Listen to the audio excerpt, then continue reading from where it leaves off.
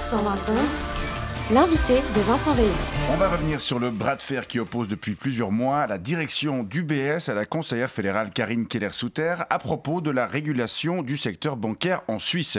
La ministre des Finances, qui soutient un renforcement des fonds propres pour les banques dites too big to fail, c'est-à-dire principalement pour UBS, a obtenu le soutien du Conseil des États lundi après le national la semaine dernière. Les deux chambres ont en effet rejeté une motion qui allait dans le sens de la grande banque et qui proposait de repousser sa régulation.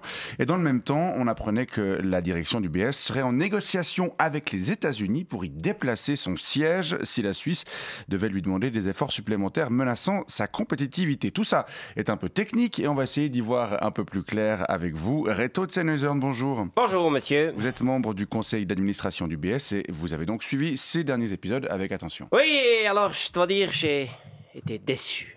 Déçu pour ne pas dire fâché que les parlementaires ne nous obéissent pas. Nos lobbyistes ont passé tellement de temps à leur expliquer que ce renforcement des fonds propres exigé par cette folle de Karine Keller-Sutter n'allait pas du tout dans notre intérêt. Manifestement, ils n'ont pas écouté ou alors ils n'ont juste rien compris. Oui, ou alors ils ont choisi de ne pas défendre les seuls intérêts de la banque, mais aussi ceux de l'économie suisse.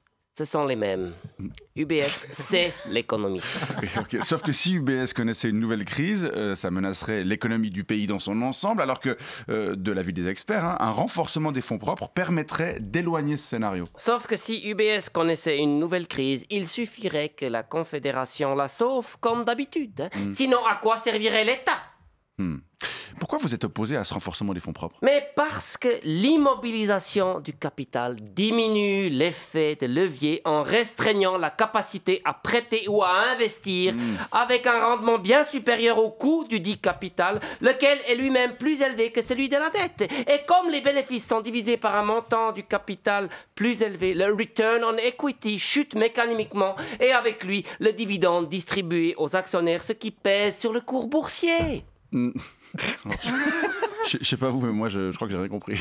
Vous êtes aussi illettrés que les parlementaires ou que les journalistes. En gros, parce qu'on gagnerait moins de fric. Mais vous en gagnez pas déjà assez du fric? L'an dernier, le bénéfice de la banque était de 5 milliards de dollars et le cours de son action a presque doublé depuis la reprise du Crédit Suisse il y a 2 ans et demi. On veut toujours plus. C'est comme ça, c'est la nature. Et quelque part, finalement, c'est même pas vraiment la question. Mais alors c'est quoi la question? La question, c'est que la Confédération doit faire ça, qu'est-ce qu'on dit? Ça a toujours été comme ça. Et c'est arrivé en octobre 2008, quand elle a accepté d'injecter 6 milliards pour sauver la banque. C'est arrivé en mars 2023, quand elle a accepté toutes nos conditions lors de la reprise du Crédit Suisse pour une bouchée de pain. J'en reviens toujours pas. La Confédération a toujours été au service d'UBS. Il n'y a pas de raison que ça change. D'accord. Et la menace de déplacer le siège de la banque aux États-Unis, c'est crédible ça? Mais bien sûr.